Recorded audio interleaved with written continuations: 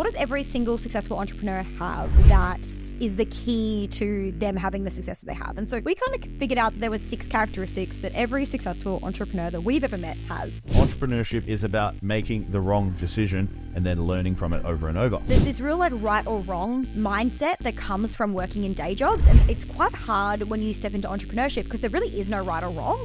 I want you guys to ask yourself right now, are you playing the long game in your business or are you playing the short game and going for short, quick wins?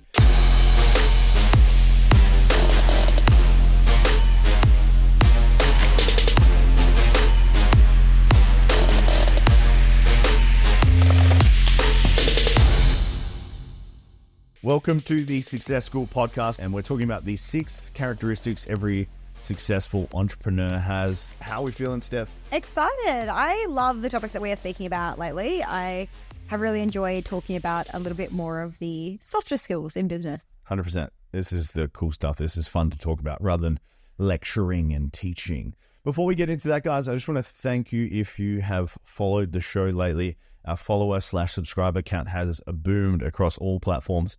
Our podcasting team at TBC Studios are really happy with us, actually. Yeah, they are. They're really proud. And I think, are we still going to do that thing? We are going to, we are going to do the thing. What's the thing? What was the thing? We're going to make sure that once we hit 1,000 listeners per episode, yep, we're going to run a competition and we're going to fly someone out to Perth, put you up in a fancy hotel, and you can come hang out with us for a day and we can do business stuff, strategy stuff. We'll take you out, we'll wine and dine you, we'll have a really great time, and we'll get your business absolutely crushing in 24 hours. And we're really excited for that. Yeah, if you think 1,000 listeners doesn't sound like much until you're trying to do it, like getting a listener on a podcast is much harder than like a social media follower or like because they're very casual. Podcast follower is very intentional. So I'd say it's like worth like 5 or 10 to 1. So could you guys please share the show? That would be really appreciated from us. The more that you share the show, the faster that, like, send it to a friend who needs it, send an episode over, like, please share it with your friends, because the faster that we grow the listener base, the sooner that we get to run this competition and the sooner you get to win. And come to Perth. Let's go. Come to Perth and hang out with us. The center of the world. Speaking of travel, so we're actually going to Fiji in August, and we're going to be networking with some people doing some big shit in business, which is exciting. There's the old saying, if you're the smartest person in the room, you're in the wrong room. So we don't want to be the smartest people in the room. So we're going to a room where people are doing $1 million a month. Think about that, $1 million a month with high profit percentages. And the reason that's so exciting is because once Steph and I witness it, we're going to be able to do it. Okay, we're very confident in that. So we just want to see it done. We want to ask some questions. We want to learn how they're doing said magic. And then we're going to learn the magic skills. And then we're going to be able to replicate them and teach them to you guys on this podcast as well. So we're big on getting in rooms with really fucking smart people and learning some shit from them and then replicating that for ourselves. And so in this case, we have to fly to Fiji. And so I wanted to talk about on the back of that, because I did see that was going to be Tim's personal update. The coolest part, okay, like obviously the coolest part is going to be hanging out with people who are earning $1 million a month. And some people are earning more than that as well, which is wild. So super excited to just understand how they do what they do, how it works, what happens at the back end, all of those things.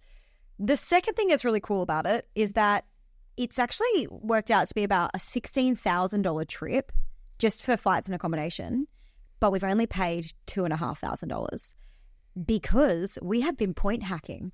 And everyone was talking about point hacking for like years. People have been talking about point hacking. And I've just been like, too hard, like not worth it, blah, blah, blah. But we have been like accumulating points for 1 year.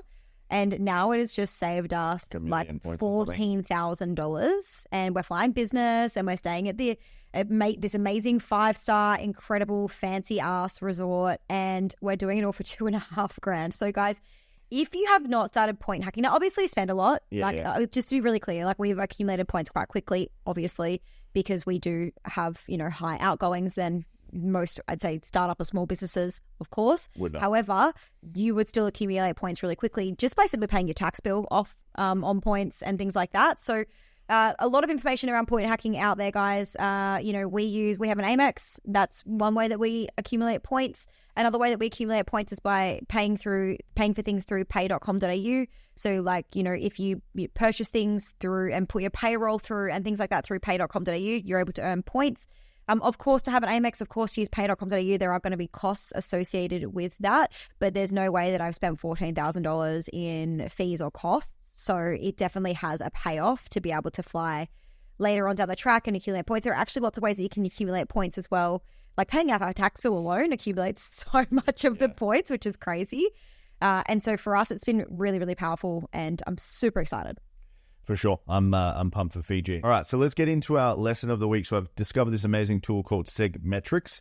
The reason I discovered said tool was because our marketing manager came into the business the other month and she said, can you get me all this crazy data? So we track about 40 KPIs per week on our weekly KPI, but she wanted more data than that. So I had to find a tool to import our Go High Level, which is our CRM, Stripe, Thrivecart, ads, all into one. And then we wanted to see all this crazy data, like how long it took for someone to become a client once they hit our list, which of our lead magnets were converting better, which of our marketing funnels were converting, all this like in-depth, intense data. Because like Steph and I, we love business, but we're not that into the data. We're more about like doing, and then we're going to get a result for doing. But she's more of the analytical type. She wants to know what of the doing that we're doing is getting the result, which is great because we're not super analytical people. We're more of like really just great executors, and we just do a good job with coaching and executing tasks. So it's cool to get her perspective on it. But the other things you can get from it is how much is the value per lead, which advertising is working, and which of our lead magnets has been converting to clients. Therefore, we have the data from that. We can make informed decisions, and we know where to spend our budget from there. Question on this. This is obviously like we're a multi-7-figure business now. And so like this makes sense for us. Mm-hmm. At what point would this make sense for another, like anyone? If you're using paid ads, I would think it makes sense. If you're using Go High Level and Stripe, I think it makes sense. So like 200, 300K a year, I think we probably should have used this a little bit sooner. If I would think about how much money we've wasted over the last couple of years. The thing that has blown my mind with it has been just like like Tim said, we have already been measuring like 40 metrics a week. Like we have really, really, really thorough KPI reports, and there was still so much that we weren't measuring. And so for us, like, knowing how long it takes from somebody, to basically like download one of our things to becoming a client really allows us to know, what kind of time frame it's going to take for us to convert somebody, what that nurture sequence looks like. Then we can start, increasing our nurture activities, and then we can see, does that change or impact whether somebody becomes a client sooner or later.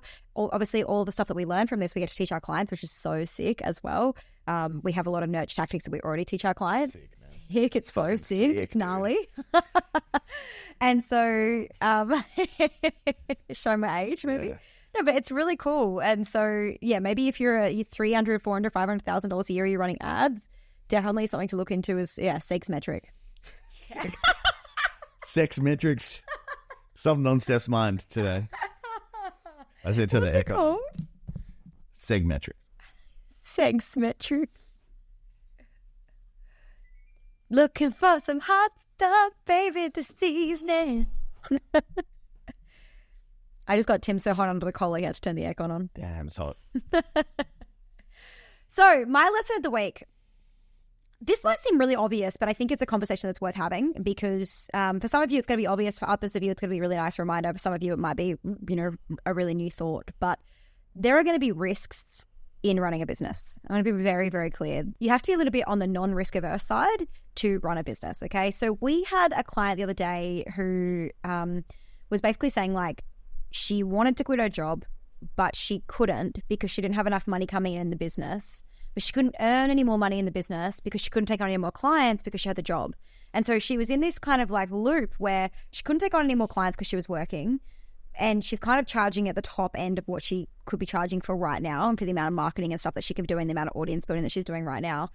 And so the only way for her to know whether or not her business can fund her life and pay her mortgage is actually to do it. There's really nothing else. And all of us, every single one of us has gone through this phase. And it is a lot easier when you do it young, like Tim did it, where there's, you're living at home and there's not a lot riding on it. And, it's okay if you don't eat for a week and eat Maggi noodles. But yeah, when you're a mum and you have a mortgage and it's definitely a lot more risky. But every single person has to make this jump. And every single person doesn't know if it's going to work until it works. Okay. So when I quit my day job, I had a mortgage. And it was not an easy decision to take away, especially when you have money minds like I did, to take away that safety of that income and jump in. But I also knew that I was capped. I knew that I had earned this X amount of money. I could earn, let's say $3,000 a month or $2,000 a month with the amount of time I had. But imagine if I 3x the amount of time I had, then surely I could 3x my income. That was my thought process on it. Every single person in business has to make that jump because you are strapped for time when you're in a day job. So you cannot fully understand how much potential there is in your business until you actually give it the time. And so I just wanted to be really clear about that for anybody who's sitting on the fence. Like, there is a risk. And I think the way to make that decision is a couple of things. One, always have a bit of a safety net behind you in terms of, finances. Obviously, you don't want to have to not be able to pay your mortgage. Two, just know that you can get a job anytime, anywhere, all the time. Like, if you're skilled, you'll get another job. Like, even if it's at a local coffee shop, even if it's at Coles or Woolworths, even if it's doing some gardening on a weekend using Airtasker, even if you have to drive a few Ubers here and there, like, you will be able to make money. There are endless ways to make money. And so it's just about going, okay, I will give this a test for a period of time. I'll see if I can make it work. And if not, then I'll go and apply for another job until I get my skills up, until I figure out how to do it. Figuring out how to do it, guys. We are just figuring out YouTube at the moment. So hit that subscribe button if you're watching on YouTube. Let's get into the topic. Steph, do you want to bring this in for us? Would love to. So we've been thinking about, and talking about a lot around what does every single successful entrepreneur have that is the key to them having the success that they have? And so we kind of figured out that there was 6 characteristics that every successful entrepreneur that we've ever met has. And we can tell kind of within hanging out with somebody whether they'll take their business the whole way. It was a conversation that we have. We usually tell within 20 or 30 minutes of meeting somebody if they have what it takes. And it's because they will demonstrate some of these characteristics. And so we're going to dive into those 6 characteristics now. All right, guys. The first one is they don't seek permission. Okay, so they're okay with trial and error. They use their initiative. They're able to listen to their gut. They don't believe in a right and wrong answer. They're just going to see how it works out. Okay, where you see this all the time in coaching is someone will upload something and they'll be like, hey, can you check this over, aka seeking permission before they'll go and post it. The problem with, if you're always seeking permission or you're always seeking the okay or the thumbs up from a coach, partner, relative, whatever it is, you're going to be severely handicapped because business is all about taking action fast, okay? You learn from taking action, therefore you gain feedback, therefore you get better and make better decisions over time because you're going to learn what works. So if you upload something to a portal or you wait 48 hours for someone to get back to you to give you the okay, it just slows down your time to action, okay? You need to back yourself in, and if you make the wrong decision, eventually you're going to make less of the wrong decisions because you're going to learn from it. But if you never give yourself that opportunity to make the wrong decision and gain feedback from the decision, you're not going to get better at it, okay? Entrepreneurship is about making the wrong decision and then learning from it over and over. Think about every CEO you ever seen online, in movies, wherever. They're not asking for permission to do things in their business. They're just taking radical action because they trust themselves to figure it out no matter what. Steph, why do you see so many startups seeking permission? I think in the startup phase, I think that, well, actually, there's a lot to this. I think if you look at spiral dynamics and, NLP levels, I think that when you are breaking out of a corporate world or a day job or, the system that has been designed for us in terms of like working, to be able to, it's very much permission based. Like when you're at school, you don't have to ask permission to go to the toilet. When you go to work, you have to ask for permission to take time off and you want to get it right. Otherwise you get fired. And so there's this real like right or wrong mindset that comes from working in day jobs. And it's quite hard when you step into entrepreneurship because there really is no right or wrong. And failure is actually a really incredible gift that you are given. But most people who are transitioning from corporate day job into business or have been in business not that long, they will think that failure is bad and that failure is going to cause them to effectively, the response in their body will be like, if you fail a test or if you, make a mistake at work, something's at risk, right? Whereas in entrepreneurship, if you fail, if you make a mistake, it's the best thing you can ever do because you're going to learn from it much, much faster. And so I think a lot of people seek permission because they don't want to get it wrong. But in entrepreneurship, there is no wrong, there's only lessons. And so if you can make that transition in your mind to, okay, nothing's going to fail. Like you cannot fail in a business from one thing. Like it's just not possible unless you continue to do that one thing over and over and over again and you keep getting the failure and you keep just repeating the failure over and over again. Eventually your business will fail, of course. But even then, like we've spoken about this before, like one of my favorites examples of this is the guy from Wolf of Wall Street. What's his name? Jordan Belfort. Jordan Belfort. Like the dude failed in a really massive... Went to jail. Like failed so badly that he went to jail and still came out of jail and is still like a super wealthy, super incredible, like $500 million so much money. there's not even a failure there because it's just like, okay, well, like, let's just not do shit illegal next time and let's just do it like legit the time after that. And then, you know, we're going to be making money. Entrepreneurship, failure is the key. Like, failure is the key. So stop trying to avoid the failure and instead just like step into it. Point number 2, we find that all entrepreneurs that we have met that have been wildly successful, they work on their mindset. And I want to be really clear, mindset is not affirmations. They don't look in the mirror every morning and tell themselves how great they are. That definitely works.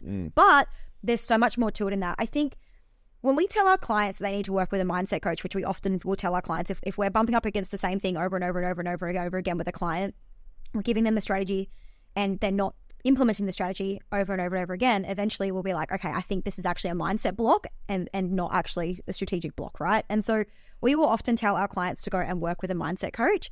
But the reason that you would work with a mindset coach is not necessarily to work on the things that you are aware that you have a problem with, but it's actually to see the things you can't currently see. So the thing that is going to be holding you back the most is going to be in your blind spot. You're not even going to be aware that you are doing it. And I think the most profound thing for us with mindset coaches is that we've had so many realizations about stuff that we just weren't aware of.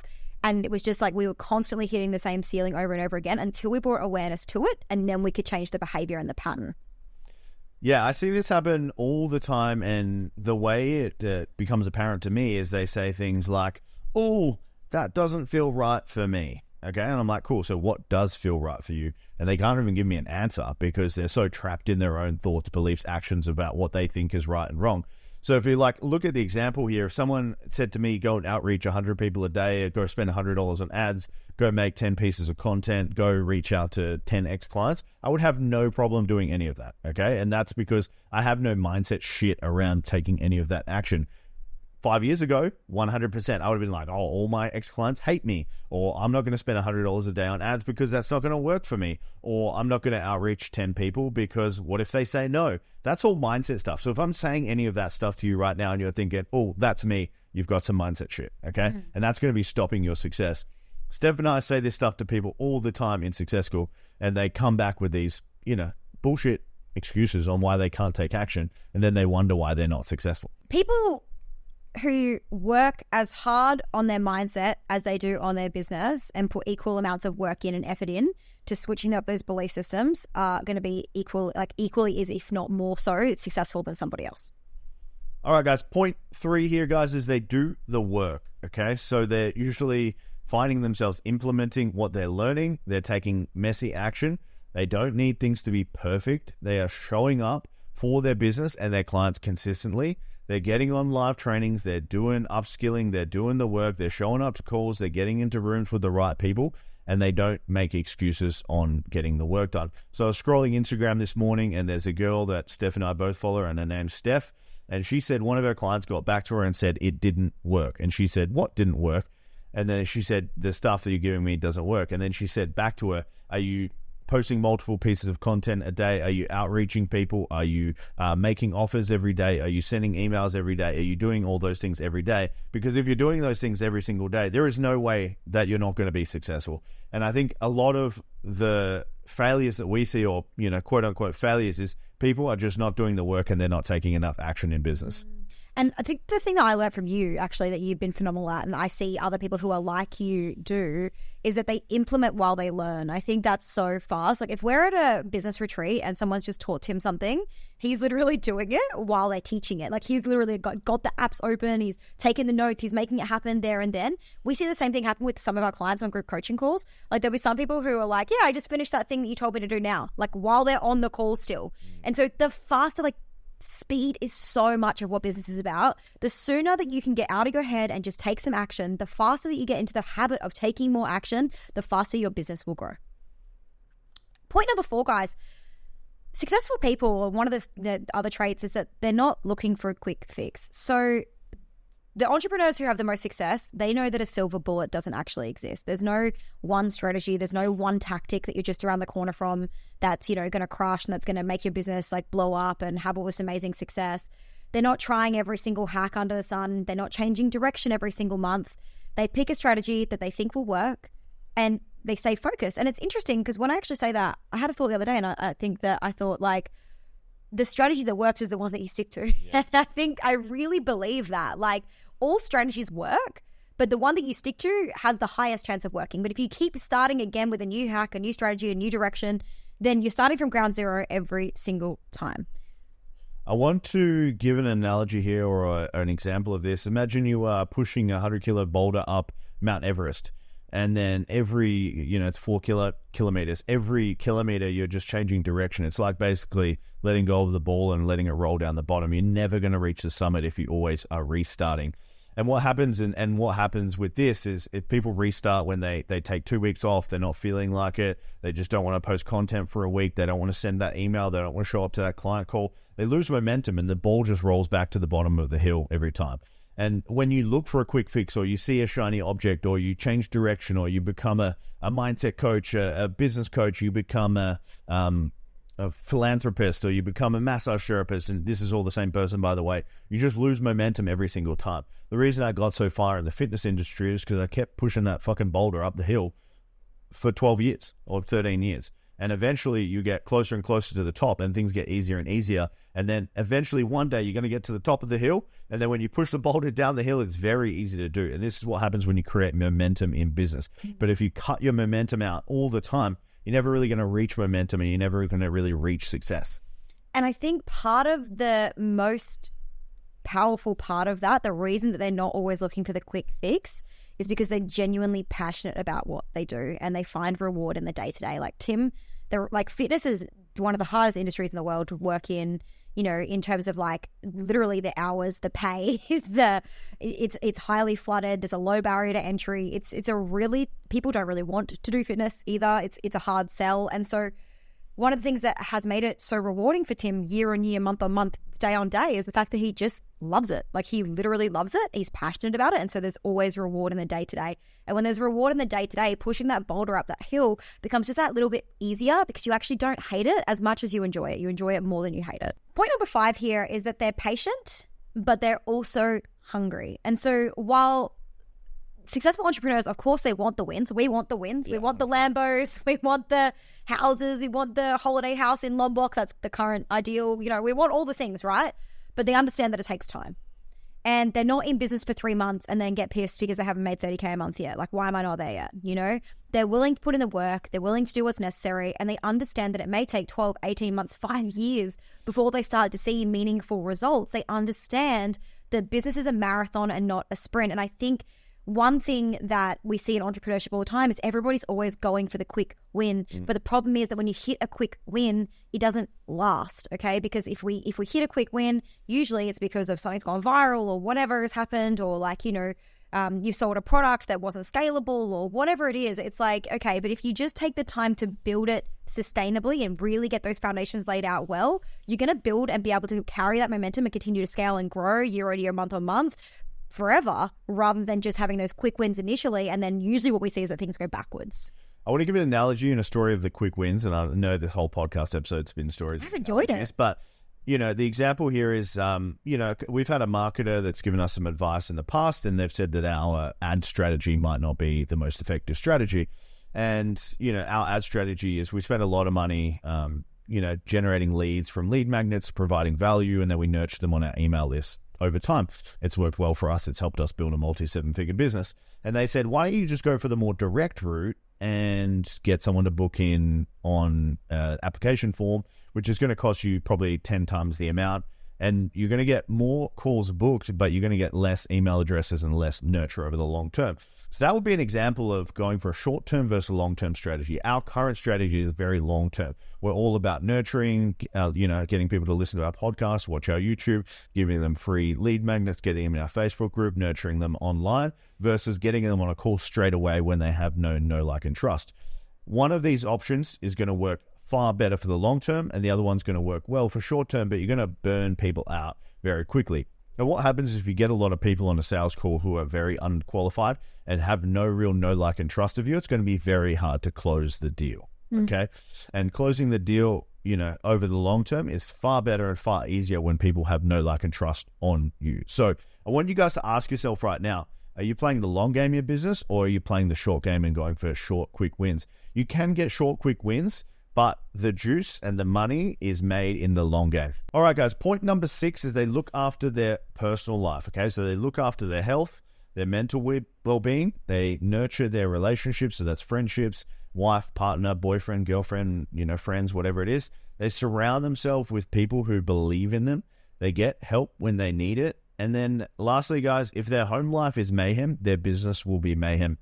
Steph and I have spoke about this for the last couple of months, and we're firm believers in having your home base sorted to be successful. We know a ton of people who don't have their home base sorted, and their business ends up being chaotic for that reason. I think like when I got married, and I'm not saying you have to do this, and I know not everyone is in that position to do that, but business got a lot better because my shit was dialed at home. I didn't have to worry about my girlfriend. I didn't have to worry about my wife. Yes, I do put effort and time into those things, but I know shit is sorted at home. Therefore, I can put a ton of energy into growing my business. Yeah, and on the flip side, like, if you're having marriage issues, if your relationship is on the rocks, if any of those things are going on, like, we highly recommend working on that first, because throwing a business, like, it's a lot, guys. Like, if you're listening to this podcast, you probably know it's a lot.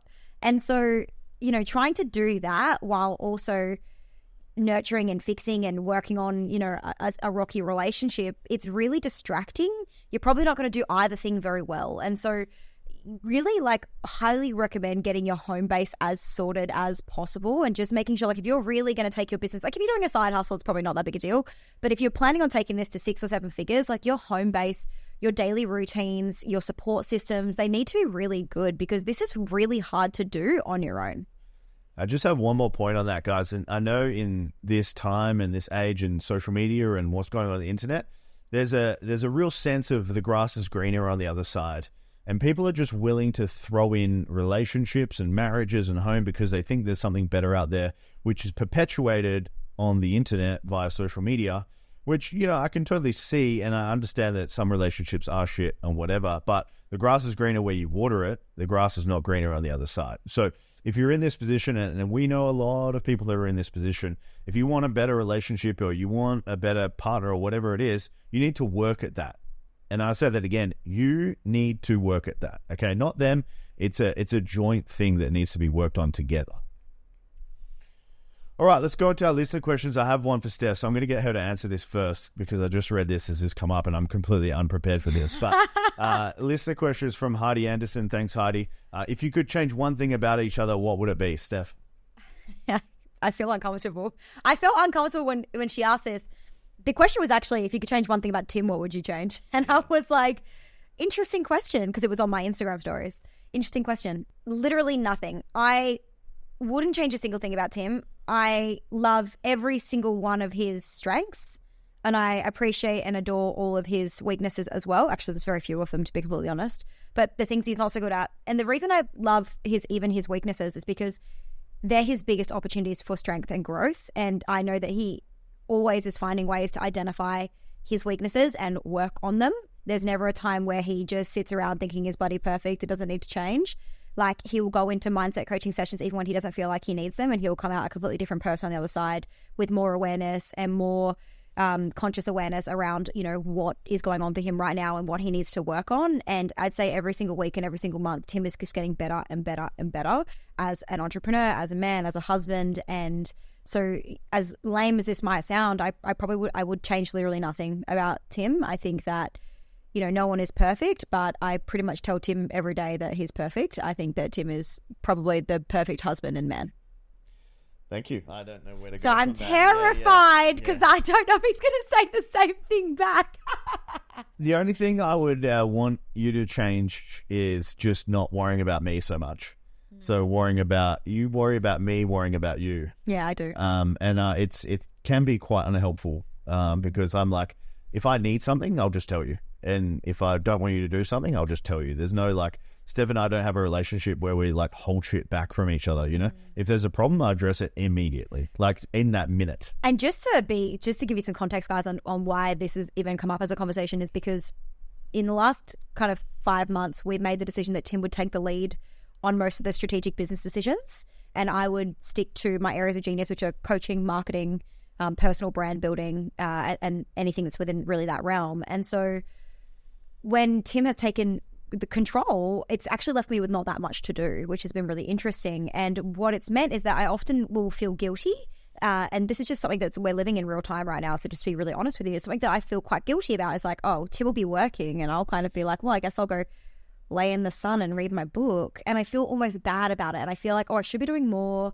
And Tim would expect me to do more. And, you know, Tim needs me to do more. And I kind of create these stories in my head, which are untrue. And then I start to worry about all the things that I should be doing and how let down Tim's going to feel. And then I put all this like unrealistic, that I get into a mood.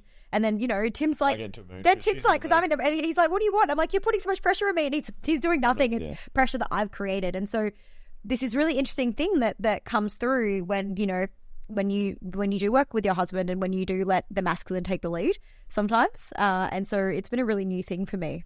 Yeah, I'm not one to hold my opinion back. So if I'm not saying anything, it's generally because there's nothing up. Yeah. So I would appreciate that. No worries. Thanks, Heights, for the marriage counseling session. Appreciate that. All right, guys, that was a great episode again. If you got some value from it, we only ask one thing, and that is to subscribe or follow the show. So if you're on Spotify, Apple, wherever you're at, YouTube, hit the subscribe, hit the follow button. We do appreciate all the support. Also, any text messages around how fucking good the podcast was. Strongly appreciated as And if you're watching on YouTube, tell us how good the setup is, because we have been working on this. We spent a lot of money on this. We would love your feedback on it. It's getting better and better every single time. Thanks, guys. See you later.